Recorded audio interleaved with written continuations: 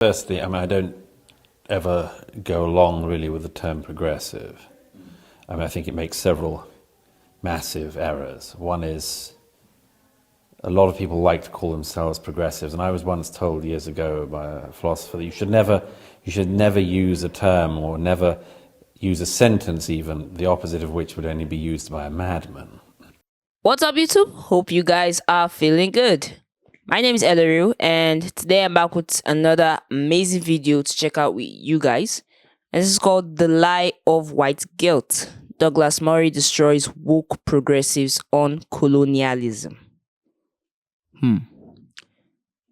This entire context of white guilt. Anyway, guys, let's see what Douglas has to say. You know, it goes to talk less and we react more.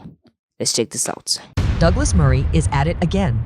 This time, he exposes woke progressives and challenges the mainstream narrative around colonialism. Douglas Murray has been warning about the perpetuation of guilt in the West for years, particularly colonial and white guilt. Douglas Murray did not hold back.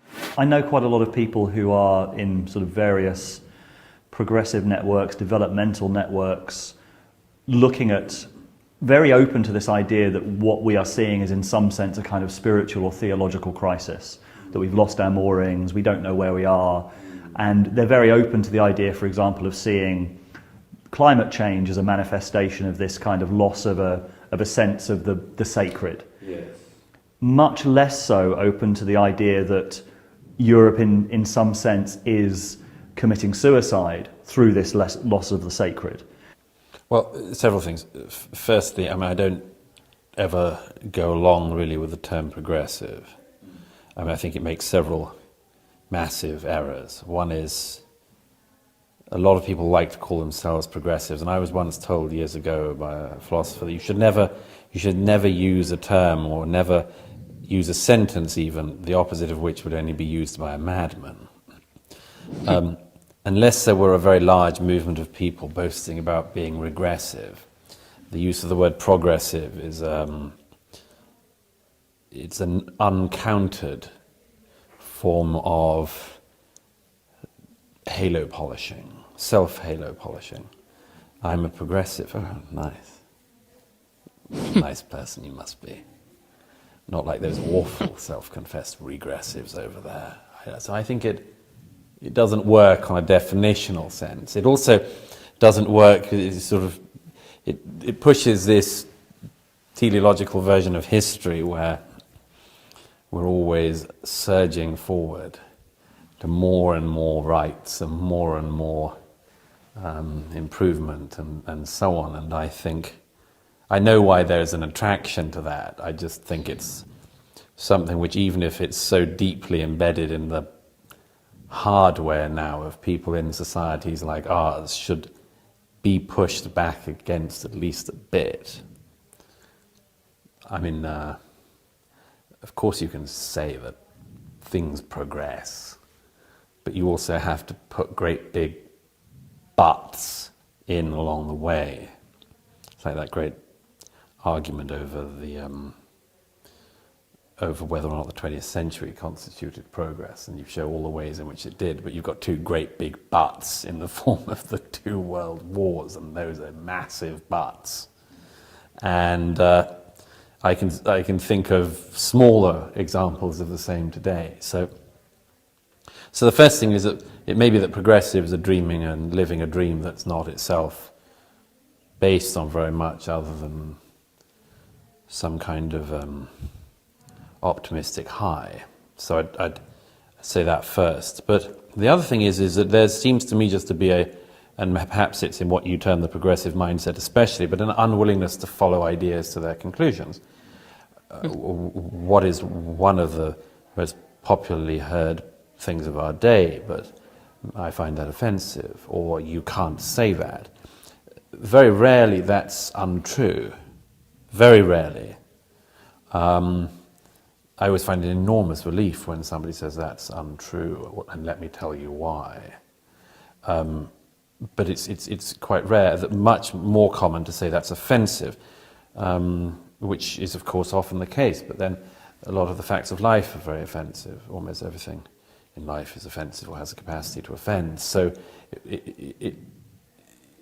it's not a great way to pursue truth. But then you have to think, well, is even pursuing truth a very popular pastime these days?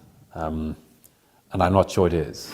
Douglas Murray's skepticism towards self-proclaimed progressives reflects a broader concern about the state of public discourse and the prioritization of feelings over facts in contemporary activism. Murray argues that the rise of what he terms feelings-based activism has led to a culture where individuals are hesitant to engage in difficult conversations for fear of causing offense. This trend is particularly evident in media and public outlets, where the pursuit of truth often takes a backseat to ideological narratives and emotional sensitivities. Douglas Murray's critique strikes at the heart of a growing phenomenon wherein dissenting voices are marginalized and alternative perspectives are silenced in the name of political correctness. This erosion of free expression not only stifles intellectual debate, but also undermines the pursuit of truth and understanding. By prioritizing feelings over facts, modern activists risk sacrificing the principles of reason, evidence, and critical inquiry that are essential to a healthy democratic society. Other political commentators like Jordan Peterson have also shared similar observations and warnings. Jordan Peterson has highlighted the chilling effect of cancel culture and ideological conformity on public discourse. The prevalence of groupthink and echo chambers in online spaces further exacerbates this trend, creating an environment where dissenting opinions are met with hostility and ostracization. I fully agree with Douglas Murray on this one. The censoring of voices that challenge mainstream narratives resonate with broader discussions about media bias and the concentration of power in the hands of a few influential institutions. As traditional media outlets increasingly cater to partisan agendas and corporate interests, alternative voices are marginalized or suppressed, further narrowing the scope of public debate. So there is a spreading round, as I see it, of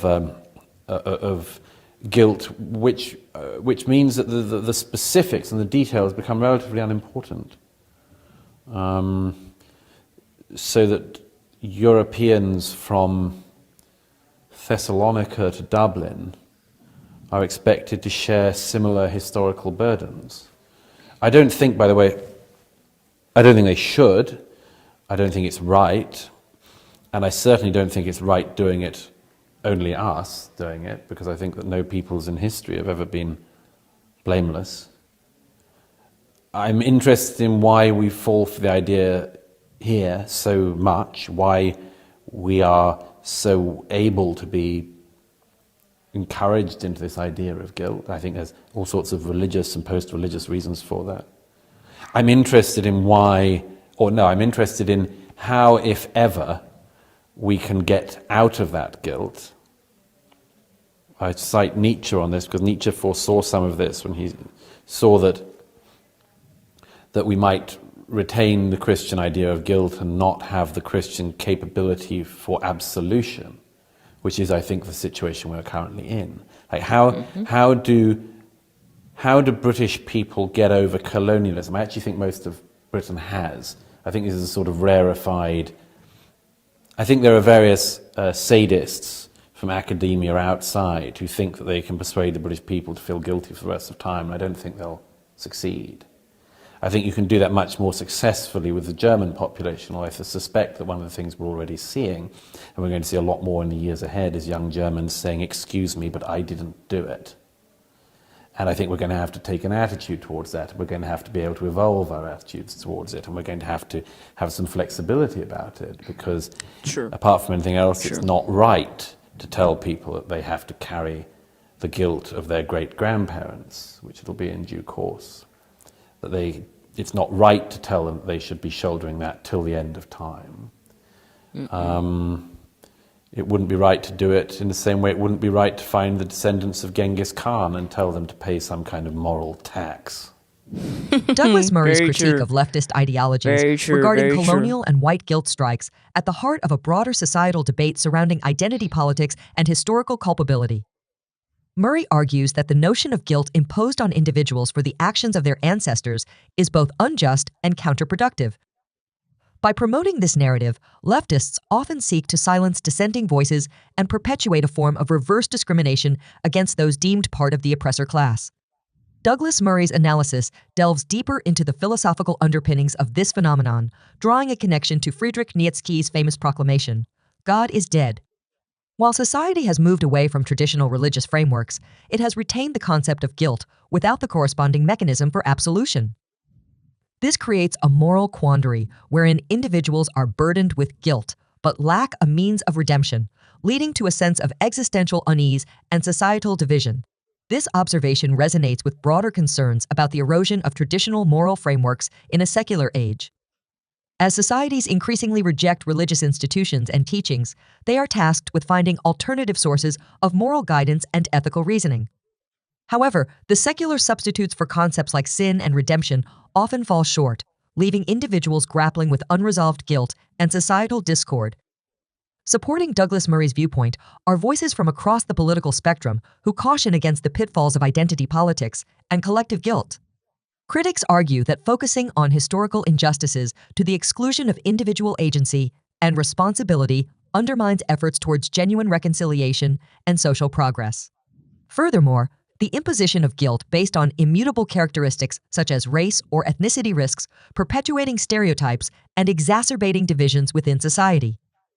This is a call to social harmony.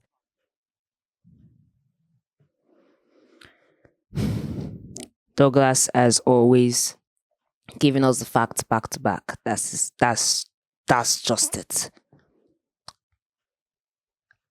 The philosopher's idea at the beginning was quite funny. But now that I actually think about it, I think it's quite true, you know? What's the use of putting an emblem on yourself when there's no opposing emblem to your regard? I mean, there's more emphasis on the progressives, but as Douglas said, there are never any regressives. So what's the use of always saying you're progressive? And then he said at the end, they find it hard to follow that cause to the letter, like to the very end. And he actually believes that most activists in this time are more directed with feelings rather than facts. They are more subjective than objective. I don't know, probably it's the other way around. But they are more directed with feelings than facts. They are more guided with their emotions rather than the facts laid out before them. Which is somewhat true because most activists usually have a personal driving force for whatever they believe in. And that's a fact. And on the issue of white guilt, I believe this is one of the best replies I've seen on it. You know, Douglas rightly pointed out that society has taken on the Christian ideology of feeling guilt over a particular thing, but then they have totally ignored the other parts of absolution, you know? Freeing yourself from that guilt after you finally admitted, okay, yes, this is it, I did it, I messed up, I'm sorry, I won't go back to it, or I won't do it again. Or in this case, you won't repeat what your ancestors did, you know? He said they need to stand up to the fact that, hey, I might be German, but I'm not the one who did it. You know, it's been years, it's been centuries, it's been ages, literally. But this same issue that happened in centuries past still comes to hit their descendants. Just as I said, you can't find the descendants of Genghis Khan to pay a, what was the word he put, moral support or something. You can't find them. So why is the white race being constantly slandered for things the ancestors did? Like on colonialism now, the British colonized a lot of people, a lot of countries rather. They are still trying to get out of that guilt, you know, because not all the ancestors actually did good things. They brought a lot of modernization. In fact, they literally opened the eyes of countries that they colonized. But there were still the bad sides too. And nobody is truly ever going to forget that because it's all over the history books. It's literally almost everything you see in history, you know? But there was still some good that they did. And at this point, the anger shouldn't be with the descendants of the black race, and the guilt shouldn't be with the descendants of the white race. People should let go, you know? Our ancestors did it, they had their time, it's our time. We can make amends, we can start over if need be. We can move forward, because the more we keep repeating this particular event in history, then, if I'm to use the word regressive, we keep going back, you know? We don't ever move forward because we keep dwelling on matters that ordinarily should have died down. But we can't seem to let go of that anger, innit? And you can't seem to let go of that guilt when it's thrown at your face. People should let go. For real. If you're gonna feel guilty over something, then practice absolution alongside it. You know, when you finally confess that guilt, when you finally own up to your actions, free yourself from it and try to make amends. And in this case, it's the actions of our ancestors, it's the pain of our ancestors. Let it all go and have peace. Guys, please leave your comments in the comment section. And remember to leave a thumbs up at the end of this video. Thank you so much for watching. Stay safe, y'all.